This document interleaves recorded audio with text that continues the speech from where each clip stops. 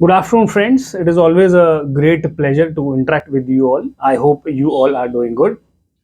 आज की जो हमारी चर्चा का विषय है वो बड़ा ही एक इम्पॉर्टेंट एक परिपत्र आया है, एक सर्कुलर आया है 183/15/2022 और ये सर्कुलर जारी हुआ है 27 दिसंबर 2022 को।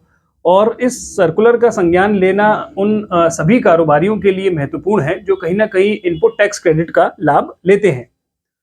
तो जीएसटी को लागू हुए 5 वर्ष हो चुके हैं और हमने देखा है कि जो आईटीसी या जो बिल्स हमारे जीएसटीआर 2A में क्रेडिट नहीं होते हैं, वो कहीं ना कहीं डिपार्टमेंट उसको इनएलिजिबल आईटीसी मानते हुए उस पर जो टैक्स है वो वापस मांगता है।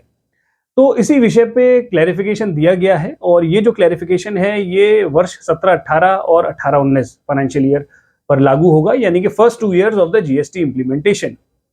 तो अभी तक क्या होता था कि कई सालों में अगर मान लीजिए आपके जीएसटीआर 2A में जो वैल्यू है वो कम है और जीएसटीआर 3B में जो आईटीसी ली है वो ज़्यादा है, तो जो डिफरेंस अमाउंट होता था तो डिपार्टमेंट उसको एक आपको चिट्ठी भेज के उस पैसे को वापस मांगता था। डिपार्टमेंट का एलिगेशन ये होता था कि जो आपकी आईटीसी है, जो बिल्स आपके जीएसटीआर 2A में नहीं बोल रहे हैं वो इनएलिजिबल आईटीसी है, वो हमें वापस चाहिए।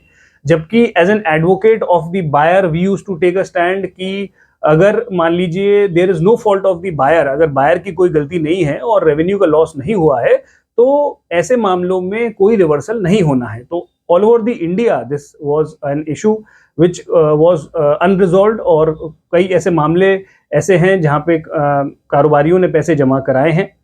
लेकिन जितने भी नोटिसेस हमारे ऑफिस में आए थे, हम उसमें we have not deposited even a single penny. हमने सभी नोटिसेस के रिप्लाई में यही जवाब दिया कि as a buyer, as an we have fulfilled all the 4 conditions. जो 4 शर्तें जीएसटी कानून में प्रस्तावित हैं आईटीसी से संबंधित, वो हमने एज ए बायर पूरी करी हैं और रिवर्सल जीएसटी जो आईटीसी है उसका नहीं होना है। तो जो समस्या थी उसका अब समाधान किया गया है कुछ हद तक। कुछ जो इस समस्या का क्रियान्वयन कैसे होना है, इसका सॉल्यूशन कैसे होना है from the department point of view, ताकि एक मॉडस ऑपरेंडी वो जो पूरे ऑल ओवर द इंडिया है वो सेम बनी रहे, तो उसके लिए कुछ एक दिशा निर्देश जारी किए गए हैं।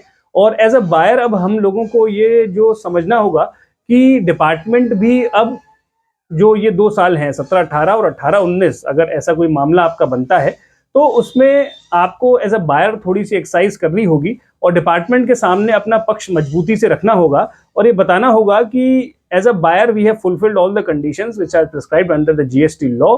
और कोई अगर रेवेन्यू लॉस नहीं हुआ है तो department is now bound to give you that credit और डिसअलाउ वो नहीं कर सकता। तो एक एग्जाम्पल के माध्यम से समझते हैं। मान लीजिए मैं सप्लायर हूं सौरभ अग्रवाल और मैंने आपको मान लीजिए जुलाई 2017 में 1 करोड़ रुपए का माल बेचा और से फॉर एग्जाम्पल अगर 18% का आइटम है तो टैक्स इज 18 लाख रुपीस और आपने उसका 18 लाख रुपए का इनपुट टैक्स क्रेडिट ले लिया। अब ऐसे कई मामले हो सकते हैं where I have paid 18 lakhs to the government as a supplier, लेकिन फिर भी आपके जीएसटीआर 2A में मेरा बिल रिफ्लेक्ट ना हो। क्या हो सकते हैं मामले? तो उन्होंने ऐसे 4 मामले चिन्हित करे हैं और ये 4 मामले ऐसे हैं जहां पे रेवेन्यू का कोई लॉस नहीं हुआ है। जैसे फॉर एग्जांपल उन्होंने कहा कि मान लीजिए मैंने अपना जो जीएसटीआर 1 है वो फाइल नहीं करा जुलाई 17 का, लेकिन अपना जो 3B है वो फाइल कर दिया है, यानी कि जो 18 लाख रुपए मैंने आपसे वसूले हैं वो मैंने सरकार को चुका दिए हैं। तो वो कहते हैं ये एक मानवीय भूल है, लेकिन इसमें रेवेन्यू का कोई लॉस नहीं हुआ है। दूसरा एक मामला ये हो सकता है कि मान लीजिए मैंने जीएसटीआर 1 भी फाइल कर दिया और जीएसटीआर 3B भी फाइल कर दिया, लेकिन वो जो मेरा इनवॉइस है जो मैंने आपको 1 करोड़ का काटा है वो मैं अपने जीएसटीआर 1 में दर्ज करना भूल गया, लेकिन मैंने टैक्स अपना जीएसटीआर 3B के माध्यम से जमा कराया है। तो ऐसे मामले में भी there is no loss to the revenue.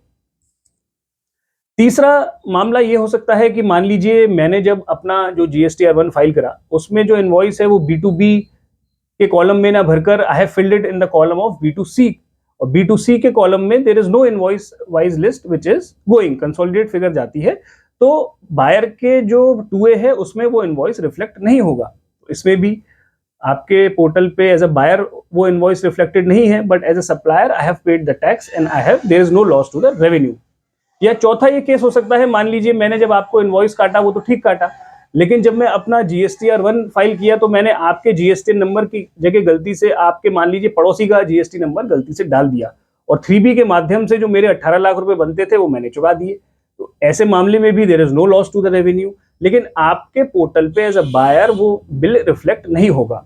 ऐसे 4 मामले इस सर्कुलर में प्रस्तावित किए गए हैं। अगर ऐसे मामले पाए जाते हैं और इन मामलों में पाया जाता है कि राजस्व की कोई क्षति नहीं हुई है, there is no loss to the revenue, तो ऐसे मामलों में उन्होंने कहा है कि जो जांच अधिकारी है, आपका जो असेसिंग ऑफिसर है, वो ये जांच लेगा।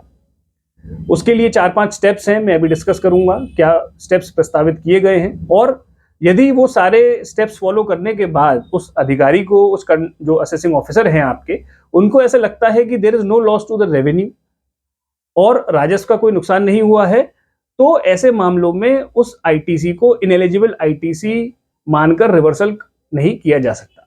तो this is a very important and welcome circular from the department which has come up recently. और वो क्या प्रक्रिया होगी, असेसिंग ऑफिसर क्या वो प्रक्रिया को फॉलो करेगा,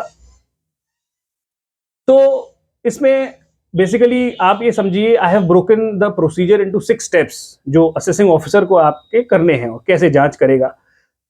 अब मान लीजिए हमारे एग्जाम्पल पे मैंने आपको जो 1 करोड़ का बिल काटा था जुलाई 17 में, वो मैंने गलती से B2B में ना भर के उसको भर दिया है B2C में, GSTR 1 में, और GSTR 3B से उसका टैक्स जो है वो चुका दिया। तो ऐसे मामले में आपसे जो एज अ बायर जब आपके पास स्क्रूटनी नोटिस आएगा, तो आपसे वो उस जो इनवॉइस है उसकी एक लिस्ट बनवाई जाएगी।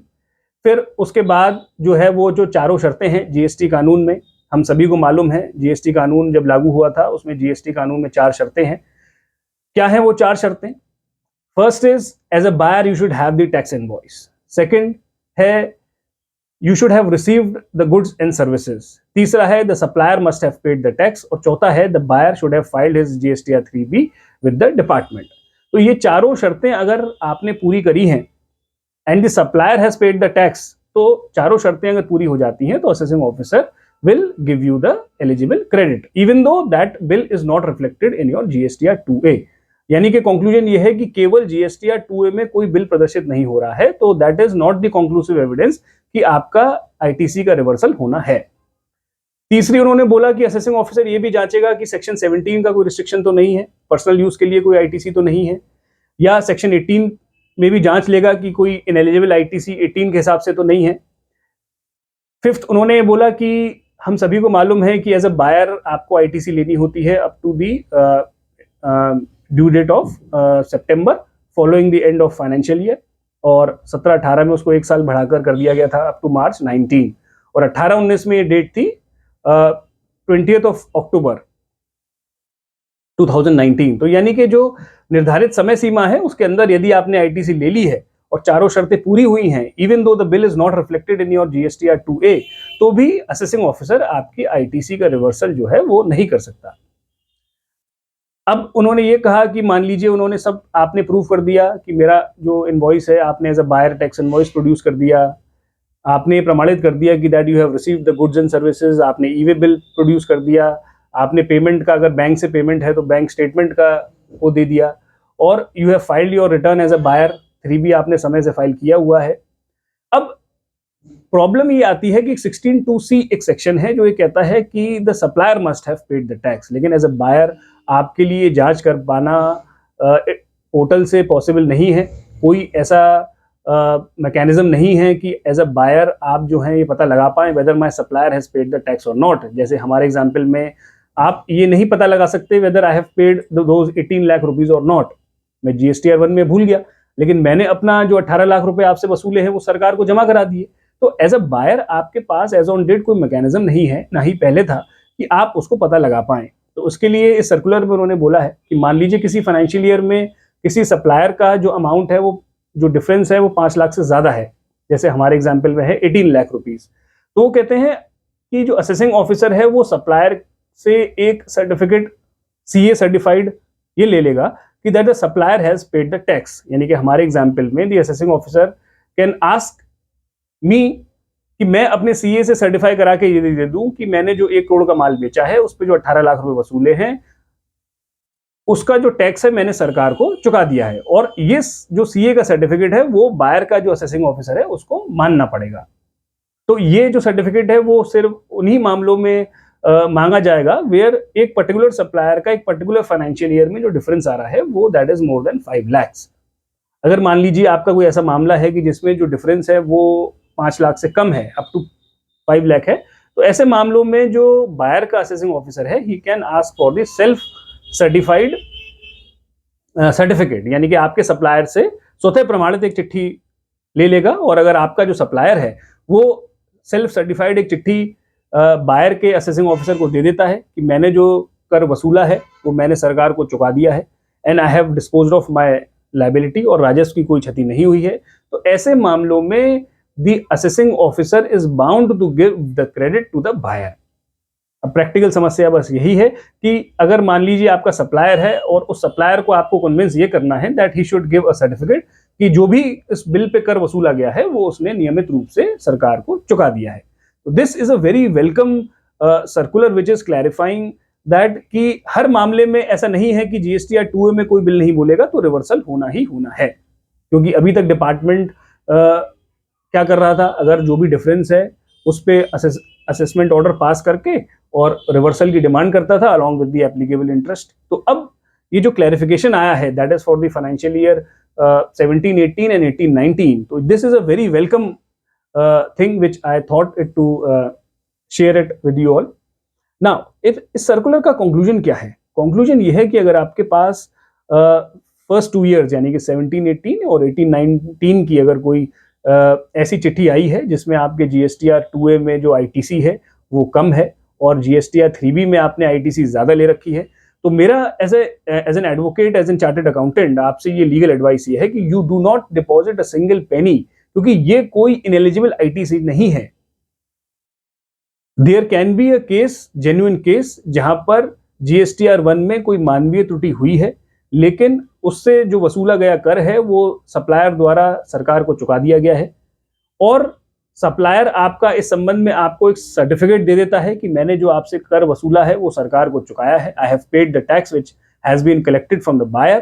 तो ऐसे मामलों में असेसिंग ऑफिसर जो है आपका रिवर्सल नहीं कर सकता। तो it is a humble advice कि सीधे अगर आपके पास शो कॉज नोटिस आता है, you do not deposit that tax, उसको इनएलिजिबल आईटीसी मानते हुए टैक्स जमा ना कराएं, बल्कि प्रयास करें कि उसको सब्सटेंशिएट करें कि मेरे पास, जांचें कि मेरे पास टैक्स इनवॉइस उपलब्ध है, I have received the goods.